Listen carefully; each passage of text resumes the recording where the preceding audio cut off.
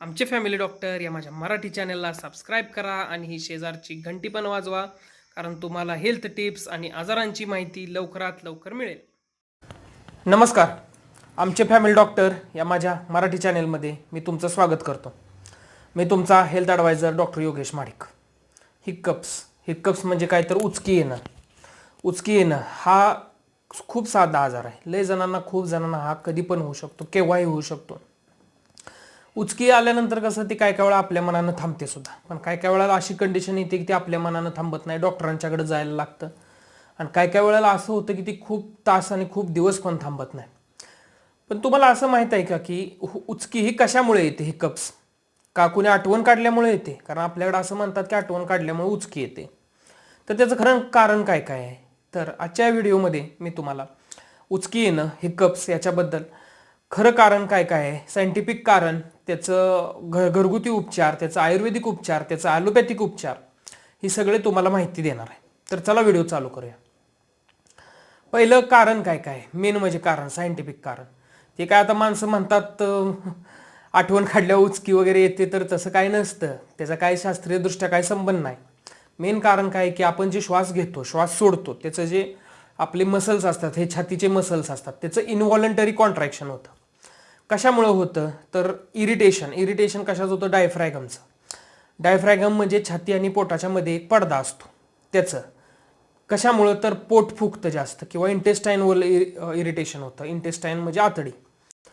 तर ह्या इरिटेशन व्हायचं कारण काय काय? तर आपण जास्त खातो, पोट भरून खातो, काय काय वेळेला पाणी जास्त पितो, किंवा कुठलंही ड्रिंक असेल जास्त पितो, त्याच्यामुळे इरिटेशन होऊ शकतं.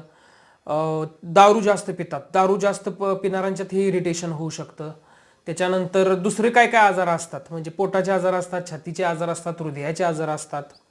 ह्या आजारांच्या मुळे सुद्धा ते इरिटेशन होऊन उचकी लागू शकते. तर आता पहिल्यांदा काय घरगुती उपचार बघूया, ह्याचे काय काय आहेत घरगुती उपचार. उचकीवर पहिला घरगुती उपचार काय आहे की श्वास आत घ्यायचा, पूर्ण आत घ्यायचा, रोखून धरायचा, जेवढं शक्य आहे तेवढा रोखून धरायचा, आणि मग शक्य नसल्यावर सोडून द्यायचं. असं सलग 10 ते 15 वेळा करायचं. कमी येऊ शकते. ह्यानं पण कमी आलं नाही तर दुसरा उपचार काय घरगुती करू शकता. श्वास घ्यायचा, श्वास रोखून धरायचा, आणि रोखून धरलेल्या अवस्थेमध्ये पाणी प्यायचं. पाणी पिऊन झालं की परत श्वास सोडायचा. असं एक 4 ते 5 वेळेला सलग. त्याच्यानंतर गार पाणी प्यायचं. गार पाणी केल्यानंतर जो पोटाचा दाह असतो तो कमी येतो आणि उचकी पण थांबते. ह्याच्यासाठी तुम्ही आईस्क्रीमचा पण वापर करू शकता. आता उचकी येणं ह्याच्यावर आयुर्वेदिक उपचार बघूया. आयुर्वेदिक काय काय आहेत? तर तुळशी असते, तुळशीचं पानं असतात. तुळशीची पाने 4 ते 5 घ्यायची. 1 चम्मच हनी घ्यायचा, मध घ्यायचा, त्याच्याबरोबर ती मधाबरोबर 4 ते 5 पानं चावून खायची. असं तुम्ही दर 15 मिनिटानं करू शकता, जोपर्यंत तुमची उचकी कमी येत नाही तोपर्यंत. त्याच्यानंतर काय आहे की मयूरपिच्छा मशी एक आयुर्वेदिक औषध आहे, चूर्ण आहे. 50 ग्रॅम घ्यायचं. 50 ग्रॅम 1 चमचा मधामध्ये मिक्स करायचं, खलायचं, आणि ते चाटायचं. असं तुम्ही दर 2 तासानं करू शकता, जोपर्यंत तुमची हे कमी येत नाही, उचकी कमी येत नाही तोपर्यंत.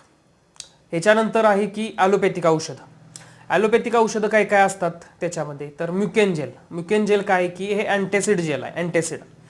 अँटॅसिड जेल प्लस लिग्नोकेन असं कॉम्बिनेशन असतं.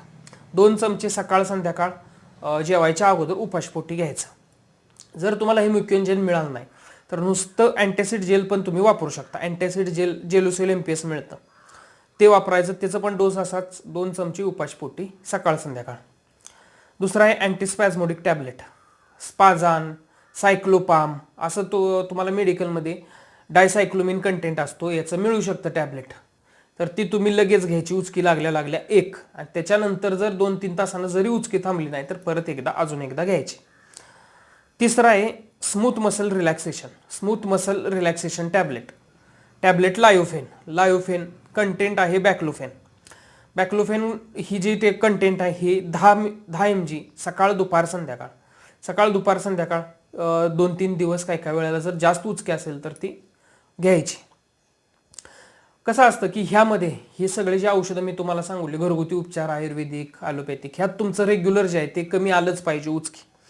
जर नॉर्मल साधी इरिटेशन उचकी असेल तर तीही कमी येतेच, पण जर त्याचं दुसरं कारण काय असेल, पोटाशी निगडीत असेल, इंटेस्टाईनशी निगडीत असेल, छातीशी, फुफ्फुसाशी, हृदयाशी, मेंदूशी, तर ते डायग्नोस होणं, ते कळणं हे लय महत्त्वाचं असतं. नुसतं उचकी येते म्हणून त्याच्याकडे दुर्लक्ष करून चालत नाही. तर त्याच्या तपासण्या काय काय असतात. पहिली तपासणी म्हणजे गॅस्ट्रोस्कोपी तर पहिली करायला पाहिजे, त्याच्यानंतर ECG करायला पाहिजे, त्याच्यानंतर सोनोग्राफी करायला पाहिजे, चेस्ट एक्सरे काढायला पाहिजे, रक्तलघवी चेक केली पाहिजे. रक्तलघवीमध्ये सिरम, क्रिएटिन, युरिया क्रिएटिन हे चेक केलं पाहिजे. त्यानंतर तुमचं डायग्नोसिस होईल. जे काय डायग्नोसिस होईल, जे आजार निष्पन्न होईल, त्याचे जर औषधं घेतली तर तुमची जर खूप दिवसाची उचकी असेल, खूप दिवस लागणारी, तर ती कमी होऊ शकतो. आजारामुळे जर उचकी असेल कुठल्या, तर तो आजार कमी झाला की उचकी कमी येते. तर आजच्या या व्हिडिओमध्ये तुम्हाला उचकीबद्दल पूर्णतः शास्त्रशुद्ध माहिती दिली. मला वाटते तुम्हाला हा व्हिडिओ आवडला असेल. आवडला तर लाईक करा, जास्तीत जास्त शेअर करा आणि आमचे फॅमिली डॉक्टर या माझ्या मराठी चॅनलला सबस्क्राईब करा. नमस्कार.